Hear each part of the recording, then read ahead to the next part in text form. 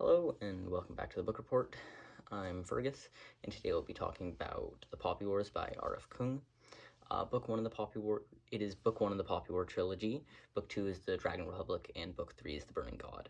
The main character is Feng Ruin, also known as Rin. She's an adopted child of a very poor farming family in a farming village, and is about to be married off when she takes a test that basically determines if you get to go to university or not. The synopsis is that Rin is an orphan from a previous war and is growing up in a country that is still recovering from that war. And she's growing up in a very poor community, but studies to gain entry to an elite military academy where she discovers she has a gift for shamanism and learns to harness the power of the gods. The book is 544 pages, so it's a decent-sized book. It is book 1 in the series, so you don't really have to read anything before it. Well, there is nothing to read before it. Because it's a grimdark war fantasy and not a YA, it's also based off of a true set of wars, specifically the Second Sino-Japanese War, where there's quite a few trigger warnings that need to go along with this book, including genocide, self-harm, drug use, substance addiction, misogyny, abuse, animal cruelty, rape, and the rest. There's more as well, and the rest of them will be displayed here on the screen. This book has a very cool magic system, if not one of the coolest I've read about in recent memory. The magic system is based off of Chinese mythology and about drawing power from the gods and channeling the power of the gods through your body into causing, well, magical acts to happen. But because it's a grimdark war fantasy, or not because it's a war fantasy, because it's kind of a grimdark, and because these gods are powerful beings, they don't like being controlled and held by mortals.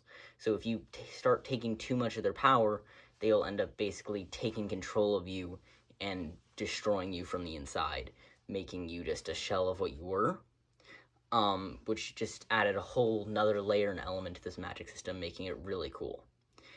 You should read this book if you're a fan of grim, dark, kind of gritty worlds and war fantasy books.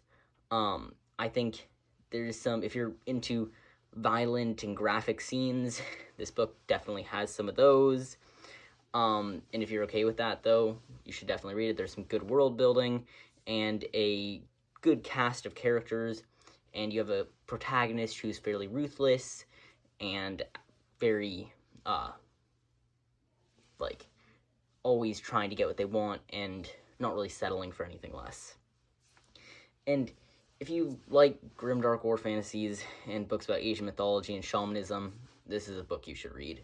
I like this book because the gritty, dark feel that it kind of had starting about halfway through the book, and even though that wasn't there in the beginning, the world building and characters kept me entertained and kind of enthralled in this book, and then the magic system as well just added that whole other layer that really pulled me in and made this just a great read in general. And I would rate it on the book rating scale of a 1 to 6. I'd rate it a 5 as a must-read. It was really good, and as long as you're okay with the trigger warnings, you should definitely read it. The best age group, I would say, is 15 and older, and 15 might be a little bit young. You should definitely check the trigger warnings and do some research before you read this, if you're going to read this book at a younger age, even around 15. There's very little romance in this book whatsoever. It's maybe a 1, it could probably be a 0.5 even. There's just no romance whatsoever really in this book. And overall, this book is just a fantastic book with the magic system, the world building, and the character. They're all really well woven together and create a very kind of dark, horrific world that you are just pulled into and that you long to know more about. And the way it ends is just amazing. Thank you for watching. And, yeah, hope you enjoyed.